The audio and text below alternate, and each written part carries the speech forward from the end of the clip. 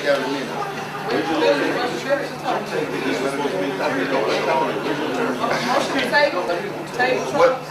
Okay. What to do doing that? All right, there's a motion on the floor. There's a motion on the floor. We have 3 votes on that motion. No, the motion You to can draw table. and change it to what? I withdrew my vote. What There's nothing because there's nothing on the table to vote on. I just withdrew. All right, so it's my vote now. She just. No, it's no. There was a vote in place. There was a vote in place. There was a vote in place. Yes. Yes. We have to finish it. There's a vote in place. Yeah, we have to finish vote. The initial motion was by trustee Bendel and second by trustee Pearson, but it was just on the actual Then it's supposed to be questioned. liquor license. It We had was not questions. amended. That needs to be amended if that's withdrawn or withdrawn. You already.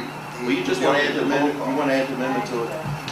But we got, first finish the roll call. No, you don't. Put this in the minutes. Sabrina just withdrew. I'll withdraw my motion.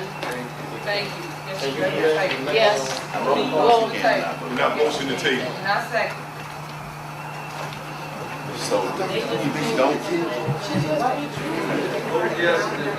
Mr. And then you tabled it. I Can I don't, ask some questions, Hold on a Mayor? minute, hold on a minute. Can I hold the board just for clarity for me? Yeah. Trustee Bendel, we'll start with you. Trustee Bendel, are you in favor of a motion to move forward in increasing the number of seed licenses contingency on an agreement that would be drawn up with certain residents of the communities that spoke this evening, putting specific stipulations that would be agreed upon between the residents and the owner of 130, whatever the address is, 130 East Sibley, pertaining to the application of his liquor license, which would not be issued any sooner than 72 hours out. and that's with the attorney's advice? With the attorney drawing up a contingency plan between the property owner and the residents. It does not take away any of the rights of the liquor commissioner. It just means that they would come to the liquor commissioner as a quote-unquote group, saying he's not living up to the agreement that he agreed to. No, he agreed to meet with the resident. I just said, if he didn't, that's when you would come to the liquor commission. Is that what you are in agreement with? Yes. Mr. Pearson, do I? Yes. Ms. Smith? Mr. I said yes, Mr. Lee. Thank you, Mr. Hunt? I'm I'm just doing a poll so that we can make a motion. Yes, based on a contingent, yes. Okay. Mr. Brown? I say no because it's information that needs to be given to them by attorney before we make any type of. That's what he said. I'm saying, I just said that. There would be no license given prior to them coming to an agreement, no sooner than 72 hours out. I think what, It's a no, then yeah, matter of no, for the simple fact, I think attorney should be here, see we all organized up here. So I think attorney should write it up and be in front of us. I don't want to put contingency in it, I know what it means, but I would like the attorney to actually draw it up and ask questions, get the right jargon in there, and be done with it. The reason being why I'm saying that, they met with Mr. Eason. He met with the residents, and that's what he agreed to and they agreed to. I'm in full agreement, to use the word 4 times. So that's what he came It's for. just a matter of drawing up the agreement and having the legal department do that pro bono. So we paid it already, what's the only thing I'm still talking about? Well, it was untabled and then it No, was. no one He table. just tabled it. He said we're not saying because we don't discuss it. You know what? All right, okay, all right. So it's 4 to 2. The consensus is 4 to 2. Trustee Pearson just said something that could, kind of leverage that. I'm so sorry, Mayor. He said, why don't we have legislative attorney draw it up, legislative counsel draw it up. It doesn't really matter to me who draws it up. Thank you. As long as it is fair not only to the business owner, but to the residents as well, at large, period, God. I know, that's what he Let said. Murphy do it. I'm only going by these 20 addresses that I knocked on these people Right. that I did live have it there. outside. They live on that block. Did you tell the residents that we had a meeting tonight? Yes. Okay, you got the consensus of what they want. And I think if they wanted additional input, they would have been here tonight. There's two that are here that were concerned enough to come here and put their input in. You got the business owners here. I mean, I don't have nothing to do with them making or not making, but they were at a store talking with me. what was your final analysis in regards to What they agreed to. Well, what's the thing? That's what we're voting on. I mean, if I could just, I think you all that it will be fine to pass it, to let it go. Don't table it. I think that, I really believe that this gentleman is going to do what he says he's going to do. And if not, then shame on him. Thank you. But I think it would be fair to go ahead and pass it. Don't table it. Don't. Let it go. I mean, that would just be my advice as a resident. But I mean, you guys are the officials. So the vote is up to you guys. But speaking for those other residents that are not here, because I did speak with them even after, we left Mr. Issa, after we left you guys. We've been talking since then, and I think that I do speak on behalf of the residents, and I think that they would say, go forward with it. I believe that. Well, I said you guys did talk about it. Oh yeah, we've been talking. We've been texting back and forth. I just texted all of them. One had an extended meeting, he couldn't make it. Mother didn't have a ride to get out here. So I did. I talked with all of them even today. And so we talked about it, and I think that he would definitely, all the residents would be in favor of going forward with it. Contingent, and don't be afraid of the word. I think the man will hold to his word. Well, that was the reason for calling that meeting together. If the residents I think that you did live well. over there said they're for it, my vote is I in. think you did well. It's for what they said they want. Not someone live over here on Blackstone, talking about what's happening over here on Edgewood. Right.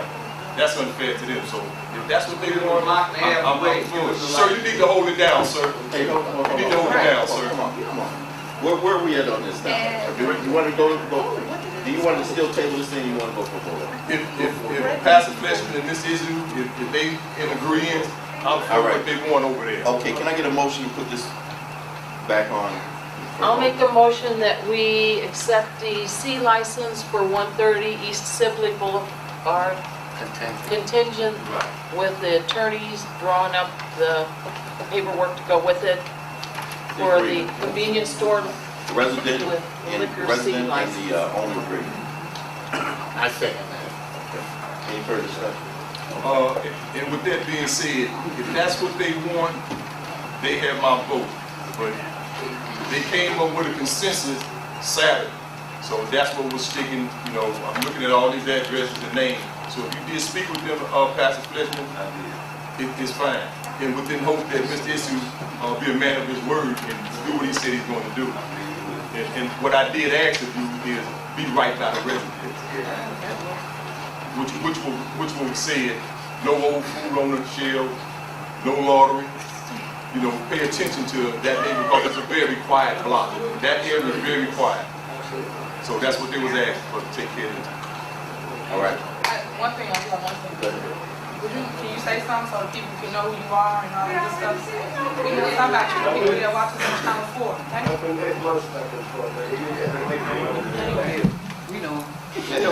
What is the most information that we have got out of these 8 months from you, sir? That's good, we have. I don't know his mind. For you to say your presentation a couple times. Let Mr. speak. I don't know that man. My point was easy. I don't know.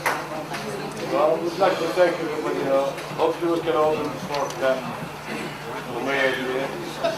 And the time they will approve who I am. Order, please. The time they will approve who I am. So hopefully we'll be good business people in that. And you have 3 other stores, correct? Yes. Okay. 4. 4, can you tell them the cities it's in? Can you tell them the cities? I have in Glenwood, Hazelcrest, Midlothian, Chicago Heights. So, Okay, roll call. Trustee Bendel? Aye. Pearson. Aye. Smith. Aye. Hunt. Aye. Brown. Aye. Kenya. Okay, motion carries, 6 ayes. Tomorrow morning, we'll notify the village attorney, you'll put an agreement in place. She's already been notified. Okay, good. All right, great. I'll make myself. Okay, new business, next thing on the agenda is new business. We have nothing under new business this evening. Okay, citizens address, 3 minutes, please. I just want to make a Okay, announcement. go ahead. Yeah, I got one. For all that don't have anything to do on the weekend. Hold on, please. Taste of Dolton is this Saturday, August 28th. It starts at 9 a.m. to 6 p.m. The address is 333 East in South Holland. We'll have live entertainment. I have a bunch of flyers, and this is what it looks like. It's up there on the table. Once again, Dolton Township is having the Taste of Dolton Township this Saturday. Thank you. Okay. For new business, the village hall will be closed this Friday, August 22nd. The comment has to retrofit or refit some here, so that we're going to be offline and we'll go out to the village hall on this coming Friday. So nothing will be open this coming Friday. Village. Also, I just want to make you aware of there's going to be a segment tonight on the 10 o'clock news in regards to an issue that happened here in the village of Dolton with one of our police officers.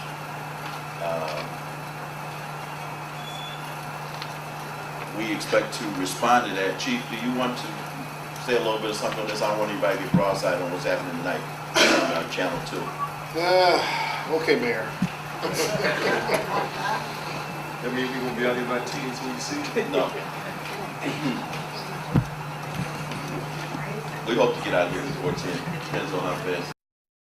I have dealt with some of these old issues. I am still dealing with some of these old issues. This issue that will be on the news tonight is something that occurred before my time. When I got wind of it shortly after I arrived here, I got wind of this situation. I informed the mayor of this situation. We talked about it. We agreed we would allow a outside agency to look at the allegations made regarding this situation, so that there would be no hint of scandal or cronyism or trying to protect anybody connected with this issue. So that's what we did. We turned it over to the Cook County Sheriff's Department. They conducted a investigation alongside of our own.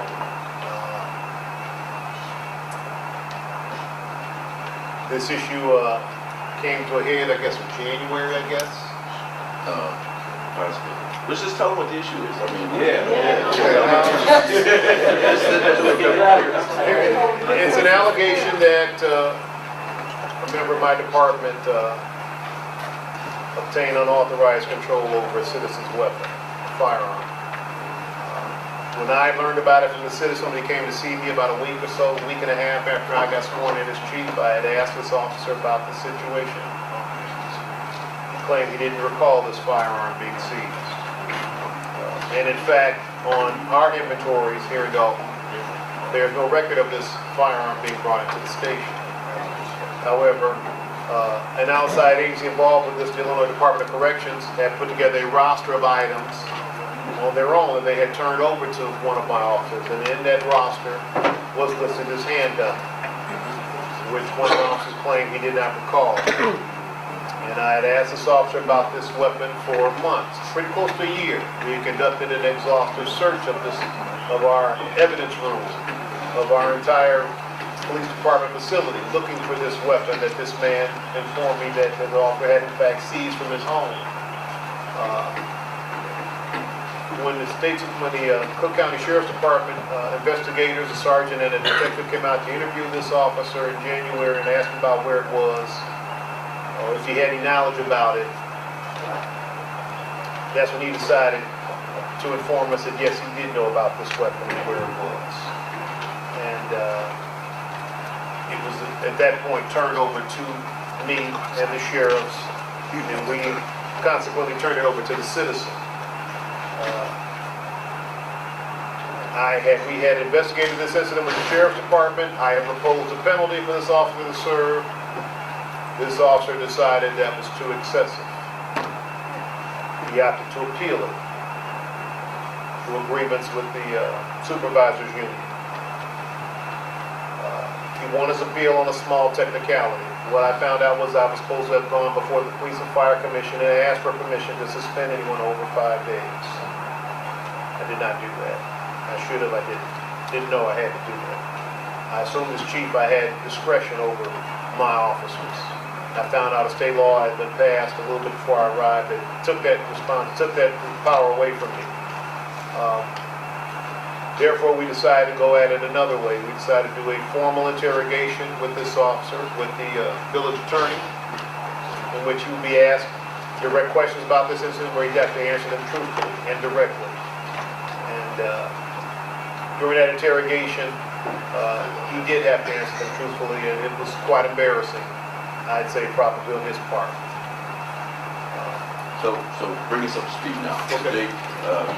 Anyway, This citizen had also been speaking to outside agencies beside the county sheriff department. He had approached the Better Government Association about it. And as any of you all that follow the Better Government Association know, they also have partners in their investigations of corruption. They have a partner in the Chicago Sun-Times and WBBM TV, specifically Pam Zeckman. Pam Zeckman came around the station maybe how many weeks ago? Maybe about a week and a half, 2 weeks ago. Looking to speak to this officer. I understand they did have some words out in the parking lot. We'd approached the attorney about how we should best handle this matter, and the village attorney decided he would give her a statement. And apparently it's going to be on the news tonight. We were brought into this situation from an outside agency. Apparently there was a parolee in the I stand corrected if you. Apparently there was a parolee in the The citizen had allowed a parolee to stay at his home after the subject got paroled from the Illinois Department of Corrections. So at any rate, And anybody can do that. However, when you allow a parolee to stay in your house, as part of the condition of allowing a parolee to stay at your house upon their release from prison, you cannot have any weapons in your home. So when the Illinois Department of Corrections came and made an inspection, which they can do at any time, at any date, it's part of your conditions for allowing a parolee to stay at your house. They came and make an inspection, and they discovered this man had a shotgun, and they asked if he had any other weapons, and he said, yes, I have a handgun, it's up there on the shelf, and I have this hunting vest with some live shotgun rounds, because I do some hunting too. okay. They confiscated all that and turned it over to us. Chief, yeah. We were asked to assist outside agency. They asked us to take weapons from the home. The weapons were supposed to be brought to our facility inventory. Somewhere along the line, one of the weapons was not inventory. But at any rate, the weapon was ultimately returned. Chief tried to discipline the officer. And we had to work up, I guess, giving him some of his time back. But the long and short of this incident is that we will be on the news tonight in regards to that, because that resident of that home went to the news media. But there's been a follow-up investigation and formal charge will be charged against this officer. So we have a protocol. All officers are aware of what they do and how to handle evidence, and so we're responding to the investigation that was carried out. Thanks, Chief. Thank you. Okay. Any citizens address? Any citizens address? 3 minutes. Okay, no citizens address. I'd like to get a motion to close this regular board meeting. Motion to close this one and go into the committee of the whole. Second. Okay. There's been a motion to close this board meeting and go right into our committee of the whole meeting. Roll call. Trustee Bendel. Aye.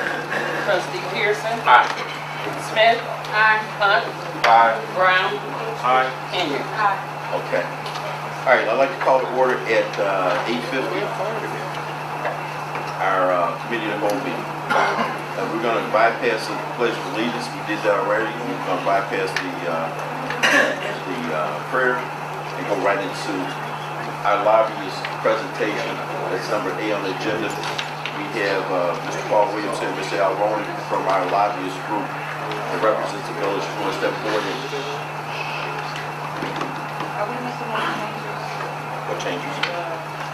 Give them a Thank you so much. good evening, ladies and gentlemen. Okay, could I have your attention, please, everyone?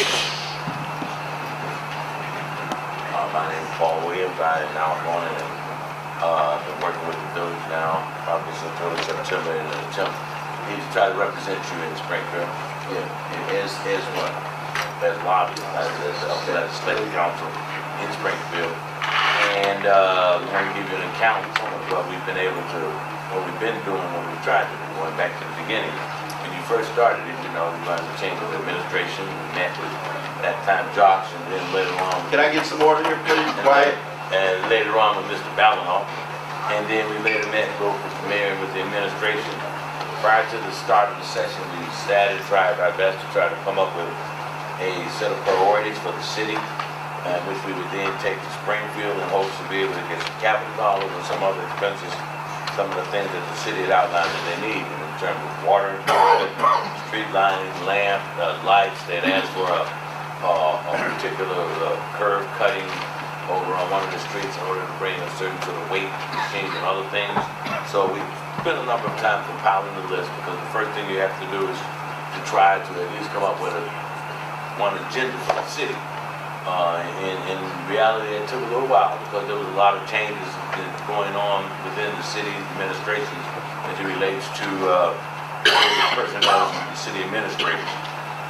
Once we were able to do that, we then had and conducted a number of meetings, both here and in Springfield. We met with the legislators in this area, Mr. Harris, Mr. Jones, Mr. Davis, and along with other members of the General Assembly in regards to the needs of Dolton. We did find that Dolton has a number of things that somewhat impeded the ability to get some of the things that we needed. We talked with the senator and we realized that there's a number of pending grants and things that questions that had to be answered for the city of Dolton before they would allow new money to be coming to Dolton. Senator Harris had money that he set aside that had to be held until the old questions have been answered about, I'm assuming, money that had been allocated in previous administration. We worked with the comptroller's office to allow the city to allow Mr. Gonzalez instead of the comptroller to be able to come in and try to straighten out some of the records, in order that once the regular administration, maybe the state would be in a position to then allow some of the funds to go through. Throughout that time, we met both with the mayor, we met with members of the governor's administration, we met with, and the mayor came down about 3, maybe 4 times to Springfield. We met with members of the Illinois Legislative Black Caucus, we met with the delegation from this area here. We met with the city manager, trying to go through and present our position. We did take the position that the mayor gave it to the various legislators. We talked to the governor's office. In part, we were part of, Mr. Ronan was speaking to it, working on a larger capital bill that the state was trying to put forth that we were hoping would have passed or would have been able to fund some of the capital projects that were there. In the meantime, we've just been trying to develop a relationship going back to the very beginning. The mayor had his, at that time, his meetings out at the senior home that's just run by the thing, which we tried to introduce the plan and the program to the members of the General Assembly at that time. So, in essence, what we've been doing is trying to build both, one, reestablish the credibility of the city of Dolton. There's a lot of, I would just say, within the comptroller's office, past administration have found a number of instances where previous grants have not been properly administered, and the state of Illinois is asking us to account for those before they allow new grants to be released. And that has been one of the major impediments that we have. In the meantime, we've been trying to reestablish that credibility, rework our attempts to make everyone understand that there's a difference between the administration, in hopes that they would then allow us to move forward with some of the various funding projects that we put forth on behalf of the city. This time I'll let Mr. Ronan come forward and give you an explanation of some of the specific grants and things that we were trying to get for the village this particular sector. Great. Again, council, mayor, Paul did a very good overview of what we've been trying to accomplish.